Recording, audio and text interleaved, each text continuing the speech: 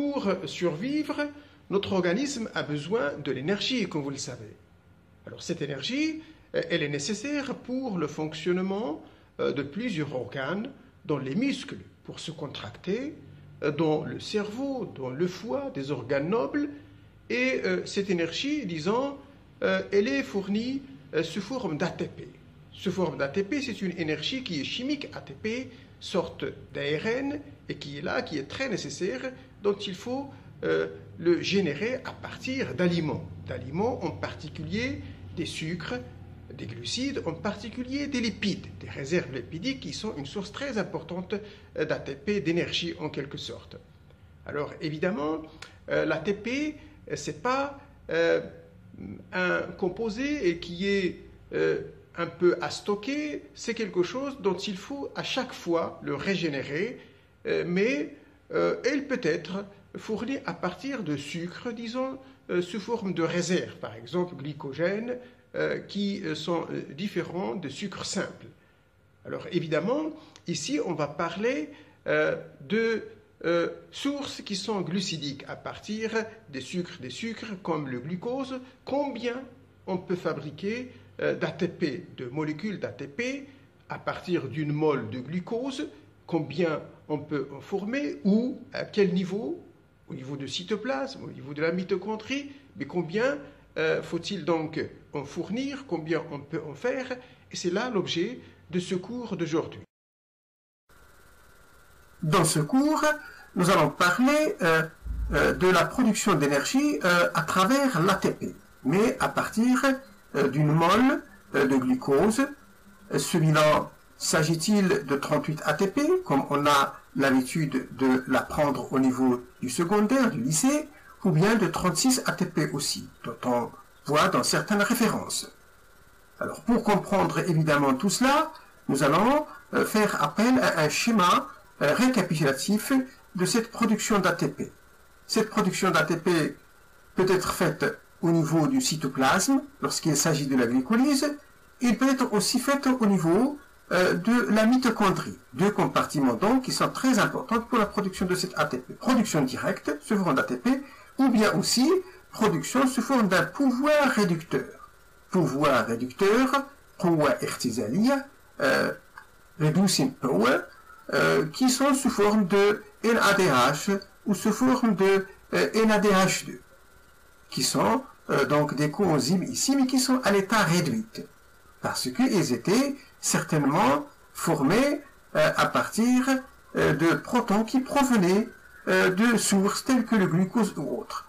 Mais rappelez-vous, pour recommencer la production de l'ATP, il faut revenir à un état oxydé. Il faut que ces coenzymes redeviennent oxydés pour qu'ils puissent être réduits à niveau, et ainsi de suite. Commençons par le cytoplasme.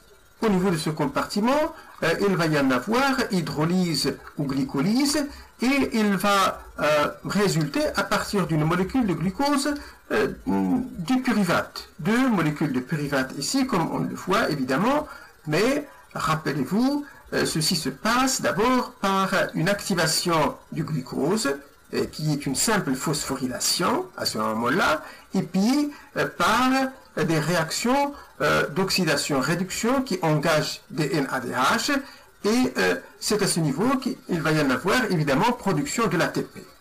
L'étape de l'activation, la phosphorylation, il va consommer de l'ATP plutôt. Consommer deux molécules d'ATP, et puis après, lorsqu'on aura deux pyruvates, on va générer 4 ATP. Et le bilan, au niveau donc de la glycolyse, au niveau du cytoplasme, c'est 4 moins 2, ça fait 2 ATP qui sont marqués ici, comme on le voit. Alors, ces deux pyruvates, lorsqu'ils rentrent évidemment au niveau de la mitochondrie, ils vont subir ce qu'on appelle décarboxylation oxydative du pyruvate.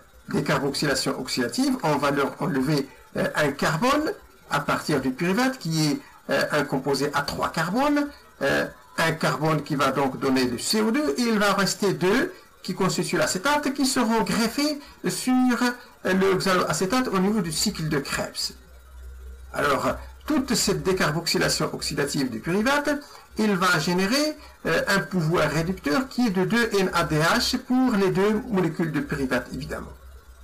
Et puis après, lorsque l'acétate transporté par le coenzyme A sous forme d'acétylcoenzyme A, lorsque l'acétate il va se greffer sur l'oxaloacetate pour donner une citrate à 6 carbones, donner après 5 carbones, donner encore revenir à 4 carbones, et ainsi de suite, le cycle il va tourner. Cette opération, au niveau donc du cycle de Krebs, il va finalement générer 2 autres ATP. 2 ATP pour les deux molécules de pyruvate. Mais il va générer beaucoup plus de pouvoir réducteur, comme on le voit ici, à savoir 6 NADH et 2 FADH2. Alors tout ce pouvoir réducteur, évidemment, va encore être exploité pour la production d'encore d'ATP, et c'est là où il y a beaucoup plus de production d'ATP, c'est au niveau donc de la chaîne respiratoire, ou ce qu'on appelle la phosphorylation oxydative. Ça se fait à travers une enzyme qui est greffée au niveau de la membrane interne de la mitochondrie. Cette enzyme existant au niveau de la membrane interne mitochondriale s'appelle l'ATPase, ou tout simplement sphère pédonculaire. أو بالعربية كرة ذات شمراء. Elle sert cette enzyme à convertir tout le pouvoir réducteur qui a été rassemblé ici, de NADH dans le cytoplasme, de NADH dans la décarboxylation oxydative du pyruvate, et puis après 6 NADH2 FADH2 dans le cycle de Krebs. Et elle va être transformée, ce pouvoir réducteur, en ATP. Bien sûr, partant du fait que chaque NADH va produire 3 ATP et une FADH2, il va produire uniquement 2 ATP. Alors si on fait le compte combien il y aura d'ATP qui seront vraiment générés au niveau de l'ATPase, par l'ATPase, on va avoir 6 plus 2, ça fait 10 NADH, multiplié par 3, ça fait 30 ATP, et puis il faut rajouter 2 fois multiplié par 2 ATP pour le FADH2, ça fait 4, ça fait donc le total de 34 ATP. Alors maintenant, dans certaines références, on trouve 32 ATP. D'où vient ce 32 ATP au lieu que ça soit 34 ATP? Évidemment, ça vient du fait que l'entrée de 2 NADH du cytoplasme, générée dans le cytoplasme comme pouvoir réducteur, leur entrée dans la mitochondrie, il va dépenser ou il va nécessiter la dépense de 2 ATP. Ça veut dire une ADH, il va nécessiter une molécule d'ATP. Et ce qui fait 34 moins 2, ça fait 32 ATP. À ce moment-là, si on revient vraiment au bilan général, lorsqu'il s'agit d'un bilan général tel qu'on l'avait étudié dans le secondaire, au niveau du lycée, il s'agit donc de 34 ATP plus 2 ATP au niveau de cytoplasme, 2 ATP au niveau du cycle de Krebs, et ça fait donc 38 ATP. Mais lorsque vraiment on prend en considération cette explication provenant du fait d'une dépense d'ATP lorsque le NADH rentre dans le cytoplasme vers la mitochondrie, on va tout simplement avoir comme un bilan uniquement 36 ATP, au lieu que ça soit 38 ATP.